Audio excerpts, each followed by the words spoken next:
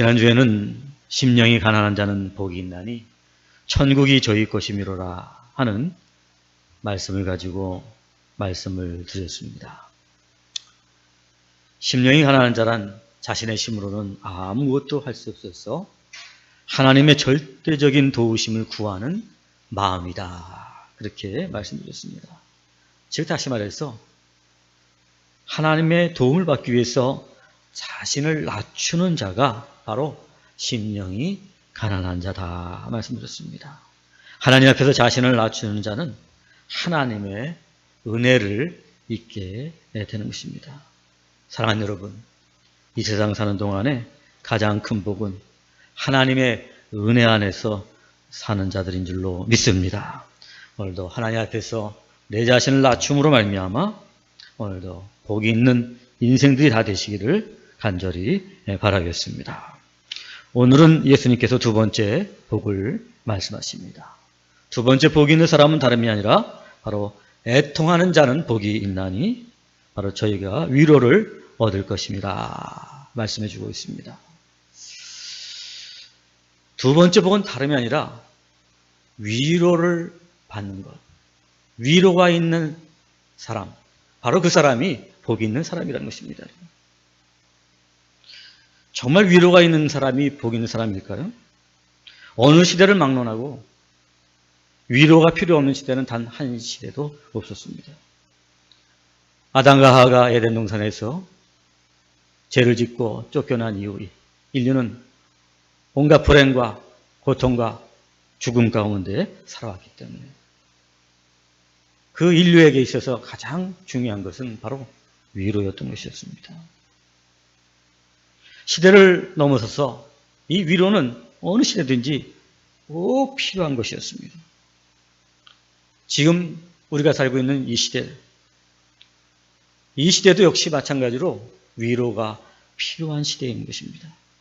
코로나19 6개월 동안 인류가 120만 명이 죽었습니다.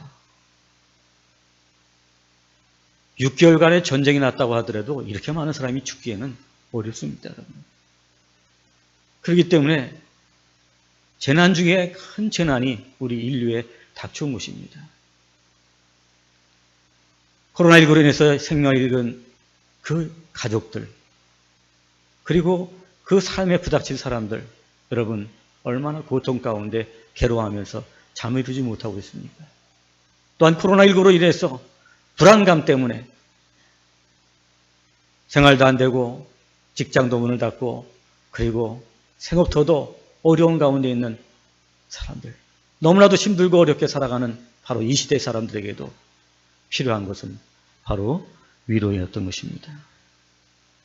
그런데 이 위로가 여러분 어떻게 얻어질 수 있을까요? 어떻게 하면 우리가 위로를 소유하는 삶을 살 수 있을까요? 오늘 예수님께서 분명히 말씀하십니다. 이 위로는 바로 애통하는 자를 통해서 얻어진다는 것입니다. 애통하는 자가 위로를 받을 것이다 말씀해 주고 있습니다. 애통이라는 도대체 무엇일까요? 그 애통은 마음을 아프게 슬퍼하는 행위를 애통한다 이렇게 말하는 것입니다. 마음이 아플 정도로 슬픈 일이 있다면 여러분 별로 안 좋은 일이 있는 거 아니겠습니까? 슬픈 일이나 정말 어떻게 보면은 화를 당할 때에 우리가 애통하게 되는데, 그렇다면 여러분 애통한다는 것은 그 사람에게서는 화라면 화지 복이라고 말할 수가 없을 것입니다. 그런데 주님은 오늘 분명히 말씀을 통해서 애통하는 자가 복이 있는 자라 이렇게 말씀하십니다. 주님이 말씀하신 애통하다, 도대체 그 애통하다는 것은 무슨 뜻이 있길래 그 애통하는 자가 복이 있다고 말씀할 수 있을까요? 오늘 주님이 말하는 이 애통이라는 단어는 다른 것이 아니라 바로 자신과 이웃의 죄악에 대한 태도를 가리키는 겁니다. 나의 죄와 그리고 이웃의 죄를 바라보면서 그것을 내가 어떻게 생각하느냐, 어떤 태도를 갖느냐, 그것이 바로 애통이라는 것입니다. 그런 단순히 죄악을 보고 안타까워서 애통하는 그런 애통이 아니라 죄악 때문에, 죄악의 결과 때문에 하나님의 진노와 심판을 보고 너무나도 안타까워서 마음 아파서 슬퍼하는 것을 애통하는 것이다 이렇게 말합니다. 예수님이 말하는 이 애통하는 자, 그것은 어떤 것이냐? 죄악으로 말미암아 하나님의 진노 앞에 있는 그 사람들을 보면서 슬퍼하며 마음 아프게 생각하는 것, 그것이 바로 주님이 말씀하시는 애통이란 단어에 쓰여진 단어인 것입니다. 다윗은 우리아의 아내 밧세바를 범한 후에 나단 선지자가 와서 다윗의 죄악을 알렸습니다. 죄악을 알리고 그 죄악을 알린 것으로 끝난 것이 아니라 하나님께서 당신을 버리실 것이고 당신에게 징계하실 것이고 또 당신의 궁에서 정말 끔찍한 일들이 일어날 것이라고 그 죄에 대한 결과, 하나님의 징계에 대해서 말씀해 주었습니다. 그랬을 때 다윗이 그 말을 듣고 자신의 죄악에 대해서 깨닫고 애통하며 침상에 눈물을 흘리면서 회개에 기도하였습니다. 그때 하나님께서는 그를 애통하며 회개하는 마음을 얻으시고 그를 용서해 주었습니다. 사랑하는 여러분, 언제 하나님께서 다윗을 용서해 주었죠? 가만히 있을 때였습니까, 여러분? 그냥 잘 먹고 잘 살 때였습니까? 아닙니다. 다윗이 죄와 그 죄의 결과를 듣고 나서 그것에 대한 태도를 보고 하나님께서 다윗을 용서해 주신 것입니다. 그 태도는 무엇이었죠? 바로 그 죄의 결과에 대한 어떤 애통하는 마음을 가졌을 때, 애통하는 마음을 가지고 회개할 때 하나님께서 그 다윗을 용서해 주셨다는 것입니다. 그렇습니다, 여러분. 하나님께서는 아무나 용서해 주는 게 아닙니다, 여러분. 뭐 죄인을 사랑한다고 하지만 아무나 그 죄인을 사랑하는 게 아닙니다, 여러분. 자신의 죄를 깨닫고 통회하며 회개할 때 하나님께서는 죄사함의 은혜를 베푸시는 것입니다, 여러분. 우리가 은혜를 받을 때 어떻게 해요? 회개하라. 그러면은 구원을 얻으리라. 성경은 분명히 말씀하고 있습니다. 회개, 애통하는 마음, 죄에 대해서 애통하는 마음이 없으면은 하나님의 은혜를 받을 수가 없고 죄사함의 은총을 받을 수가 없는 것입니다. 사랑하는 여러분, 죄사함의 은총, 이거보다 더 큰 복이 있을까요? 오늘도 여러분, 우리가 작은 죄 하나만 가지고 있어도 잠을 이루지 못하고 소화기관이 망가지게 되고 그리고 심장이 달라지게 되고 우리의 육체가 병이 들게 되고 결국은 그걸로 인해서 죽음에 이르는 것입니다. 우리가 이 죄를 졌을 때 이 죄사함의 은총을 받는다는 것, 놀라운 능력이요 놀라운 축복인 줄로 믿습니다. 바로 이 복이 어디서부터 왔습니까, 여러분? 애통하는 자에게 온다는 것입니다. 주님의 수제자 베드로는 주님이 잡혀가실 때 어린 비자 앞에서 3번이나 주님을 모른다고 부인하였습니다. 마지막 3번 부인했을 때 새벽에 닭이 우는 소리를 듣고 나서 자신의 깨를 깨르고 정말 주님 앞에서 호언장담해서 나는 다른 사람이 다 떠나도 나는 주님을 떠나지 않겠습니다. 다른 사람이 주를 다 부인할지라도 나는 부인하지 않겠습니다. 큰 소리쳤던 자신, 그 닭 우는 소리를 통해서 깨닫게 됩니다. 자신의 죄를 깨닫고 통회하며 회개하였습니다. 오늘도 예수님께서는 애통하며 회개하는 베드로를 부활하셔서 다시 찾아주시고 위로해 주시고 용서하시면서 내 양을 먹이라 다시 사명을 주셨습니다. 비록 베드로가 예수님을 모른다고 부인하는 죄를 지었지만 그가 애통하며 회개할 때 예수님은 베드로를 용서하시고 새로운 사명을 주셨습니다. 언제요? 바로 베드로가 자기 죄에 대해서 애통하며 회개할 때 하나님은 그에게 은혜를 베풀어 주셨습니다. 그뿐 아니라 애통할 때 죄사함을 받았을 뿐 아니라 새 사명까지 얻게 됐어요. 내 양을 먹이라. 사랑하는 여러분, 애통하는 자는 복이 있다는 말이 맞지 않습니까? 이렇게 베드로나 다윗은 자신의 죄악을 깨닫고 애통하며 회개했을 때 하나님이 죄사함의 은혜를 베풀어 주셨지만 느헤미야는 이스라엘 백성들과 조상들의 죄악을 보며 자신의 죄로 여기면서 애통하면서 금식기도 하였다고 느헤미야 1장에 나오고 있습니다. 그때 하나님께서는 느헤미야의 기도를 들으시고 이스라엘 백성을 위로하시고 용서하시고 예루살렘 성을 재건해 주시고 그 예루살렘이 새로운 큰 부흥을 이루게 해 주셨습니다. 예레미야 한 사람의 애통을 통해서 하나님은 그 민족을 부흥케 해주시고 회복시켜 주셨던 것입니다.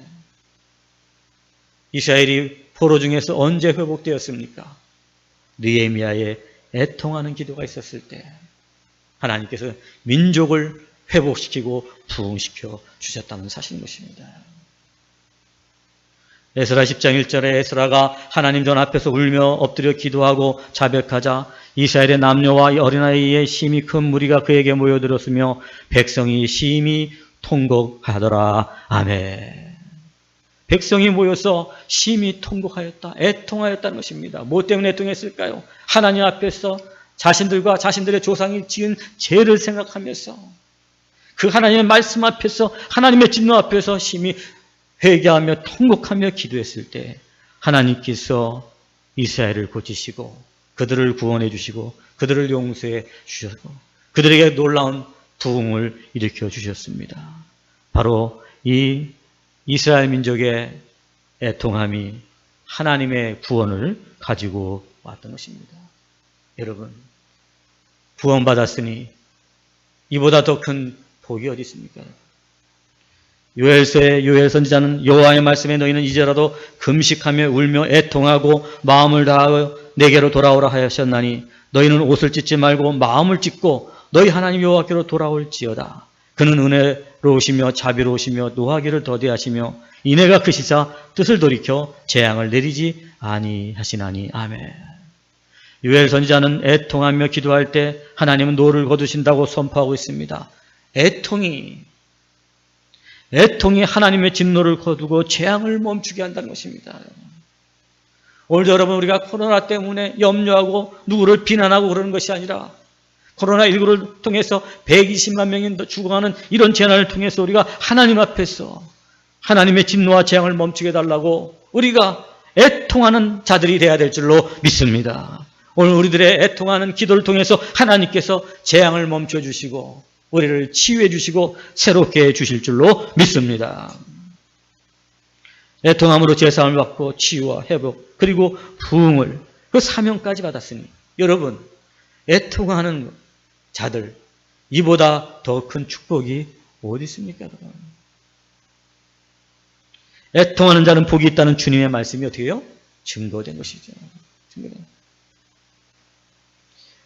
예수님께서는 오늘 애통하는 자들이 받는 복을 구체적으로 말씀하십니다. 그 복은 바로 뭐예요? 위로를 받는다는 것입니다. 애통하는 자는 복이 있나니 저희가 위로를 받을 것이다 그랬습니다. 위로받는 게 복이라는 거예요. 위로는 고난당한 자, 슬픔에 빠진 자들에게 필요합니다. 여러분, 제가 여러분들의 어떤 문제가 있거나 또 병들면 제가 신방을 갑니다. 가서 말씀을 드리고 간절한 마음으로 기도합니다. 제가 신방하였을 때 여러분들이 신방을 받고 감사합니다 목사님 하면서 힘을 내는 것을 봅니다. 그러나 여러분, 저는 위로하지만은 그 문제를 근본적으로 해결해 드리거나 여러분들을 치유해 줄 능력이 저에게는 없습니다. 그냥 말로만의 위로인 것입니다. 위로가 위로로 끝날 때는 참 위로가 되지 않는 것이죠, 여러분. 애통하는 자는 복이 있나니 저희가 위로를 받을 것이다 했을 때 그 위로가 말로만의 위로라면 삶의 변화는 아무리 이렇고 고통당하는 자들은 그대로 고통이 있다면 여러분 그 위로는 아무런 도움이 되지 못할 것입니다. 위로가 치유와 회복과 그런 새로운 힘을 얻게 해주는 능력이 있어야지 그 위로가 참된 위로가 되는 줄로 믿습니다. 오늘도 여기서 말하는 이 위로, 저희가 위로를 받을 것이다 예수님이 말씀하셨던 이 위로는 사람의 위로가 아니 하나님의 위로를 말하는 것입니다. 하나님의 위로가 너희 것이다 이런 거예요. 애통하는 자의 것이다 이런 거예요. 하나님의 위로는 죄를 사하시고 세임을 얻게 하시며 회복하게 하시고 부흥하게 하시고 심지어 새로운 사명을 얻게 하시기도 하는 것입니다. 한마디로 말해서 하나님의 위로는 놀라운 능력인 것입니다. 이것이 바로 하나님의 위로인 것입니다. 이 시대가 진정 필요한 것은 그저 말로만의 위로가 아니라 이 하나님의 위로가 필요한 것입니다. 하나님의 위로. 내 자신이나 우리 가정이나 우리 교회나 그리고 한국교회나 이민족에 그리고 온 인류에게 필요한 것이 뭐냐? 바로 하나님의 위로가 필요한 것입니다. 여러분. 하나님의 위로가. 하나님의 위로를 받아야지 치유가 되고 부흥이 되고 새롭게 회복되고 새로운 삶을 살고 소망 가운데 살게 되고 사랑이 싹이 트게 되고 불의가 사라지게 되고 정의와 공의가 하수처럼 흐르게 되는 놀라운 하나님의 나라의 역사가 나타나게 된 것입니다. 하나님의 위로가 필요한 것입니다. 사도 바울은 고린도후서 1장 3절 이하에 찬송하리로다 그는 우리 주 예수 그리스도의 하나님이시요 자비의 아버지시요 모든 위로의 하나님이시며 우리의 모든 환난 중에서 우리를 위로하사 우리를 하여금 하나님께 받은 위로로서 모든 환난 중에 있는 자들을 능히 위로하게 하시는 이시로다. 그리스도의 고난이 우리에게 넘친 것 같이 우리가 받는 위로도 그리스도로 말미암아 넘치노다. 우리가 환난 당하는 것도 너희가 위로와 구원을 받게 하려는 것이요 우리가 위로를 받는 것도 너희가 위로를 받게 하려는 것이니 이 위로가 너희 속에 역사하여 우리가 받는 것 같은 고난을 너희도 견디게 하느니라. 아멘. 바울은 하나님은 위로의 하나님이시라 그랬습니다. 위로의 하나님이시기 때문에 우리에게 위로를 주신다는 것입니다. 이 하나님의 위로가 모든 환난을 이기게 하시고 환난 당하는 자들을 위로하게 하신다. 하나님의 위로는 능력이라고 말씀하고 있습니다. 사랑하는 여러분, 하나님의 위로는 모든 환난을 당한 자들이 그 환난을 견디게 해주지만 또 하나님의 위로는 단순하게 우리가 내가 위로받는 것으로 끝난 게 아니라 환난을 당한 자들을 나로 말미암아 어떻게 해요? 위로하게 하신다는 것입니다. 이것이 바로 하나님의 위로라는 것입니다, 여러분. 하나님의 위로는 내가 어려움 당할 때 내가 애통하며 내가 그 위로를 받는 것으로 끝나는 것이 아니라 내가 그 위로를 받음으로 말미암아 셈을 얻고 또 고난 중에 있고 재앙 가운데 있고 어려움 가운데 있는 슬픔과 고통과 절망 중에 있는 사람들을 어떻게 해요? 나로 하여금 위로하게 하신다는 것입니다. 이게 사도 바울의 고백인 것입니다, 여러분. 이것이 바로 하나님의 위로라고 성경은 우리에게 말씀하고 있는 것입니다. 위로가 필요하다는 것입니다, 여러분. 사랑하는 여러분, 누가 이 하나님의 위로의 통로가 될 수 있을까요? 한마디로 말해서 애통하는 자라고 그랬습니다, 여러분. 우리의 위로가 하나님의 위로가 되려면 오늘 병든 자를 신방해서 정말 내가 위로하는 그 위로가 하나님의 위로가 돼서 치유의 역사가 나타나기 위해서는 어떻게 돼요? 그 병든 자를 위해서 애통하며 기도하는 것이 먼저 선결이 되어야 된다는 것입니다.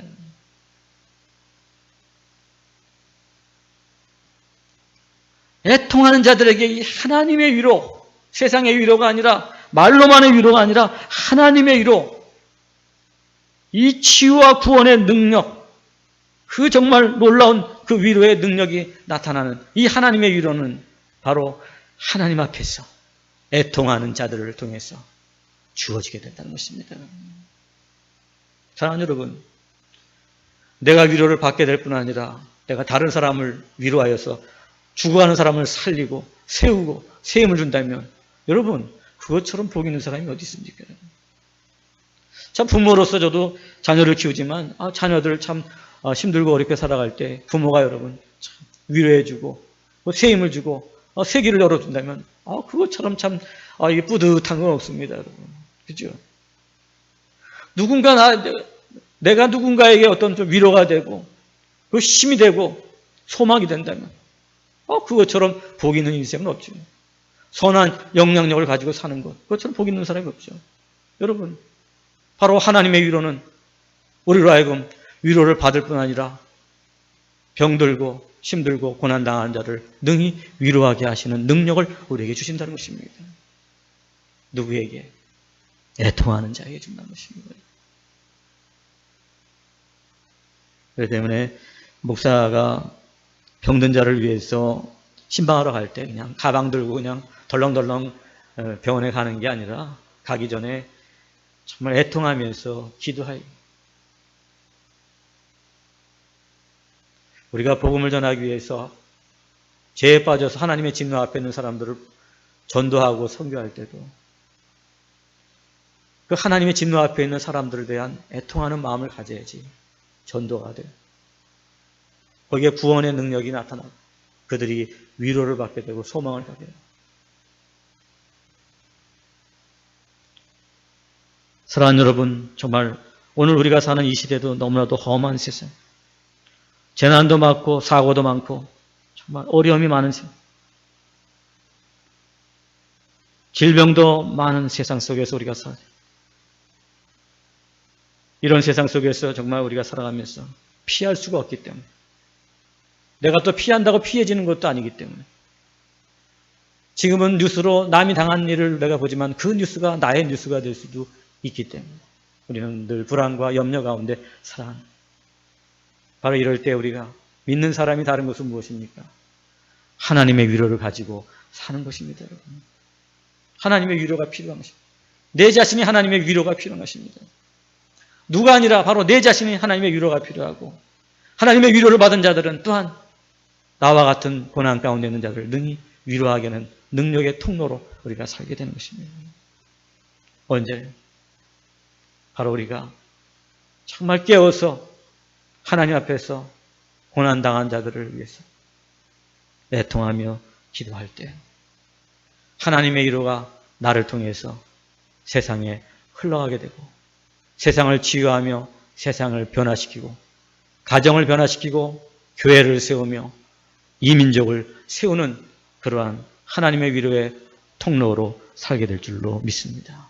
여러분, 얼마나 여러분 복 있는 사람입니까? 여러분? 하나님의 위로의 통로로 사는 것, 이것보다 더 큰 축복은 저는 없을 줄로 믿습니다. 우리들의 삶이 어떻죠? 그저 우리들이 먹고 사는 문제 때문에 전전긍긍하며 살아가는 것이 우리들의 모습이잖아요. 그죠? 그런데 여러분, 이러한 삶의 차원을 뛰어넘어서 여러분들, 우리가 고난당한 자를 위해서 위로하게 하고 그들을 치유하고 회복하고 구원하고 소망을 주는 그러한 선한 영향력을 가지고 살아가는 삶을 산다는 거예요. 이것보다 더 큰 축복이 어디 있습니까? 이것보다 더 복 있는 사람이 어디 있습니까, 여러분? 그렇기 때문에 예수님 말씀하시잖아요. 애통하는 자는 복이 있나니 저희가 위로를 받을 것이며. 할렐루야. 사랑하는 여러분, 코로나19로 고난당하고 가족을 잃은 사람들에게 위로가 필요합니다. 우리가 그들을 위해서 하나님 앞에서 이 인류를 위해서 애통하며 기도한 여러분들 되시길 바라겠습니다. 우리들의 신앙이 이 코로나19 때문에 정상적인 신앙생활을 못한다고 해서 점점 처지고 낙후되는 것이 아니라 정말 우리가 같이 모여서 더 친밀하게 교제를 나누지는 못할지라도 내가 개인적으로 하나님을 만날 수 있는 절호의 기회가 왔다는 생각을 가지고 여러분들 이제부터 여러분들의 마음을 여시고 오늘도 이 말씀을 듣고 여러분이 심령의 변화가 되어서 여러분들이 구체적으로 내가 애통하며 기도할 것이 무엇인가, 나는 이 시대에 정말 하나님의 위로자로 살기를 원한다, 그런 마음을 가지고 여러분들이 구체적으로 기도점을 가지고 기도하시기 바랍니다. 오늘도 여러분 우리가 정말 이 코로나19로 인해서 고통당하는 자들을 위해서 기도하며 또 위기에 빠진 한국교회를 위해서 애통하며 기도할 때인 것입니다. 저도 설교 시간에 정말 어떤 비난에 가까운 한국교회를 위해서 얘기를 많이 했지만 정말 진정으로 이 한국교회의 위기를 위해서 정말 애통하며 기도했던가, 정말 느헤미야처럼 근식하면서 애통하며 기도한 적이 있었던가 저는 회개하게 되었습니다. 지금 또한 남북이 나뉘어져서 긴장감에 있는 이 민족, 언제 전쟁이 일어날지 모르는 불안과 염려 가운데 살아가는 이 민족에게 참된 평화와 통일이 있기 위해서 어떤 사상이나 이념을 버리고 한 민족이 하나가 되기 위해서 이 땅에 평화가 정착되기 위해서 여러분 얼마나 우리가 애통하며 기도한 적이 있습니까, 여러분? 6.25 참전 후에 전사하여서 70년 만에 그 유해가 현충일날 돌아오는 것을 보면서 그 유해의 사진을 받아든 그 미망인들의 얼굴을 통해서, 그 주름진 얼굴을 통해서 이 민족의 참된 아픔을 보게 되었습니다. 정말 위로가 필요합니다. 그러나 이 위로는 단순히 말로만의 위로가 아닙니다. 그의 손 한번 잡아줬다고, 대통령이 그를 안아줬다고 그 위로가 되는 것이 아닙니다. 진정한 위로는 이 민족 가운데 하나님의 위로가 있어야만 되는 줄로 믿습니다. 바로 저와 여러분의 이 민족을 위한 애통을 위해서 느헤미야처럼 깨어서 기도하면서 애통하며 이 민족을 위해서 기도할 때 여러분을 통해서 하나님의 위로가 이 민족 가운데 흘러나가게 될 줄로 믿습니다. 너무나도 교회가 어려운 위기 가운데 있기 때문에 선교와 전도와 다 손을 놓고 있고, 오히려 지금 교회가 하나님의 영광을 가리는 그러한 가운데 있을 때 참 나도 모르게 전도는 해서는 뭐할까, 선교는 해서 뭐할까, 오히려 부끄럽구나 하면서 자꾸 정말 내 마음이 영적으로 다운될 때가 많이 있습니다. 그러나 여러분, 우리가 꼭 기억해야 될 것은 아직도 주님을 모르고 부인하는 사람들, 그래서 여전히 죄 가운데 있어서 하나님이 진노 앞에 사는 사람들, 그 사람들을 위해서 우리가 얼마나 애통하며 기도했습니까? 전도는 결과가 아닙니다, 여러분. 전도는 동기인 것입니다, 여러분. 하나님의 마음을 가지고 정말로 여러분 하나님의 진노 앞에 있는 것이 얼마나 무서운 일인지, 그 불행과 죽음 가운데 있는 것이 얼마나 괴로운 것인지를 보는 것입니다, 여러분. 그렇기 때문에 우리가 전도를 하는 것보다 바로 그 영혼들을 위해서 애통하며 기도하는 마음을 하는 것입니다. 우리가 애통하며 아직도 주님을 알지 못하는 자들을 위해서 우리가 기도할 때 하나님께서 오늘도 우리에게 위로의 능력을 주시고 그들을 위로하게 하시고 새 소망을 얻게 하시고 그들 구원을 얻게 하시며 그들 가운데서 놀라운 하나님의 자녀가 되는 역사를 보게 주실 줄로 믿습니다. 사랑하는 여러분, 우리 가정이 온전한 믿음으로 세워지기 위해서 애통하면서 기도하시기 바랍니다. 여러분의 가정의 믿음, 여러분의 자녀들의 믿음을 위해서 여러분 얼마나 애통하며 기도합니까? 여러분, 우리 가정, 우리 자녀들에게도 위로가 필요하지 않습니까? 그 위로가 여러분 정말 아무리 위로를 해줄지라도 부모로서 자녀들에게 해줄 게 아무것도 없더라고요, 여러분. 뭐 대신 공부해 줄 수 있는 것도 아니고, 뭐 좋은 직장에 줄 수 있는 거 아니고, 또 무슨 뭐 유산이 있어서 유산을 물려줄 수 있는 것도 아니고, 해줄 게 아무것도 없더라고요. 말로 아무리 위로하더라도 위로도 못하겠더라고요. 여러분, 이런 가정을 위해서 우리가 어떤 게 필요합니까? 바로 하나님의 위로가 필요한 것입니다. 하나님의 위로가 있음으로 말미암아 우리가 애통하면서 이 가정과 자녀들을 위해서 기도할 때 하나님께서 우리 가정에 위로를 주실 것이고 그 위로는 우리 가정을 치유하고 회복하고 부흥케 해서 이 험한 세상에서 아주 담대한 가족으로 살게 해 주실 줄로 믿습니다. 모든 게 다 애통하면서 기도할 제목들이. 왜? 우리는 하나님의 위로가 없이는 살 수가 없기 때문에. 하나님의 위로를 받고 살아야 되기 때문에. 하나님의 위로를 받고 사는 것이 가장 복이기 때문에 그렇다는 것입니다. 이보다 더 큰 복이 없기 때문에 하나님의 복을 받는 내 자신, 나 가정이 돼야 되고 우리 교회가 돼야 되고 한국 교회가 되고 이민족이 되고 온 인류가 돼야 되기 때문에 이 복을 받아 누려야겠다. 이 복을 어떤 사람에게 바로 애통하는 그 한 사람을 통해서 온다는 것입니다.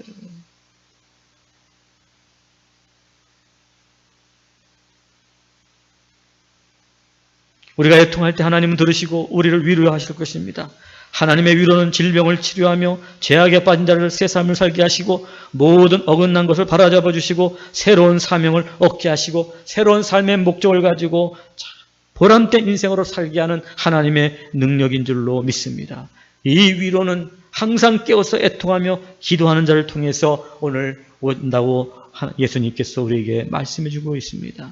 사랑하는 여러분, 항상 깨어서 애통하며 기도하심으로 말미암아 여러분들이 하나님의 위로를 받으시고 고난당하는 자들의 하나님의 위로의 통로가 되어 사시는 참 복 있는 자들이 다 되시기를 주의 이름으로 간절히 축원합니다. 기도하시겠습니다.